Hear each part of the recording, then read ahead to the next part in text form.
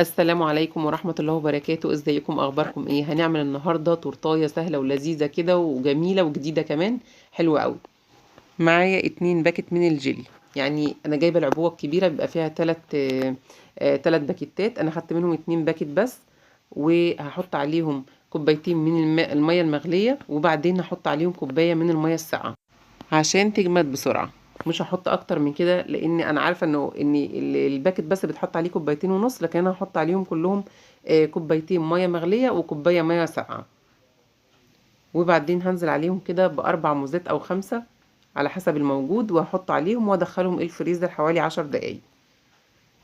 هنا حطيت كوبايه ميه وحطيت معاهم ربع كوبايه زيت، طبعا زيت ملهوش اي ريحه، ومعلقتين كبار من الكاكاو.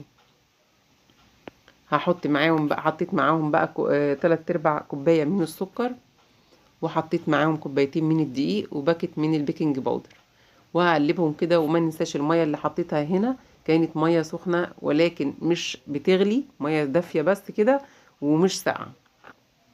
وحطيت كده يعني حاجة من الملح بسيطة جدا لحد ما يبقى القوام معايا كده زي الكريمة كده. لو لقيتيها تقيلة معاكي ممكن تزودي شوية مية سخنين عادي جدا، وهدخلها الفرن. هتبقى طبقة كيكة كده مش تخينة قوي، يعني مش هتبقى مرتفعة قوي. حطيت مج كده معايا او كوباية من الكريم شانتيه، ومعايا كوباية مية متلجة، وهضربهم كده لحد ما احصل على القوام بتاع الكريمة العادي.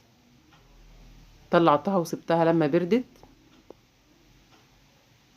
الكيكة. هقلبها علشان كمان تبرد.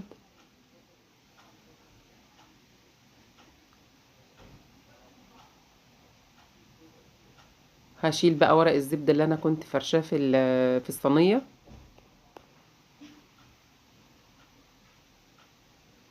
ودلوقتي الجيلي جمد معانا، طلعته من التلاجة.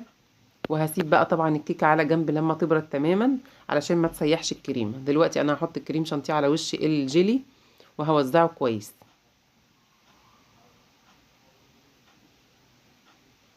هجيب بقى الكيكاية بتاعتي وهحطها على وش الكريمة.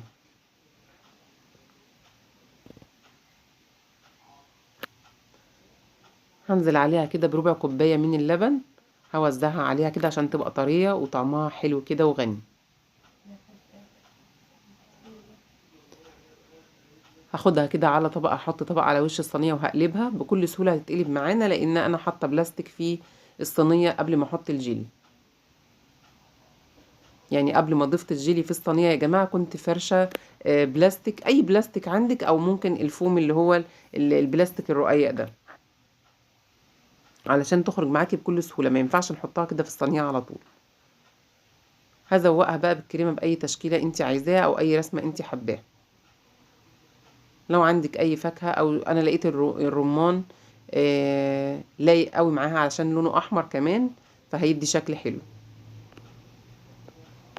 ممكن بقى نكتب اي اسم او اسم اللي احنا حابين نعمل له الحاجة الحلوة دي. وانا كتبت كل سنة وانت طيب يا علي، وكل سنة وكل علي في الدنيا طيب وبخير وصحة وسلام.